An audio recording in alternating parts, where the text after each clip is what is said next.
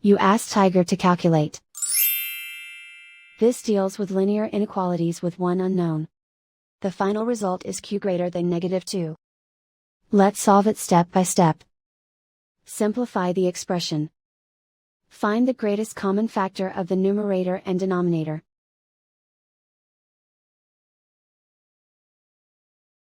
Factor out and cancel the greatest common factor.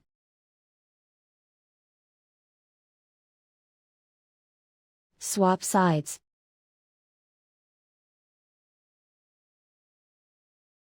Group all constants on the right side of the inequality. Subtract 3 from both sides.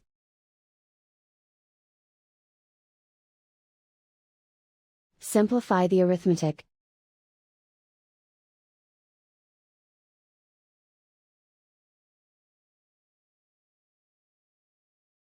Plot the solution on a coordinate grid.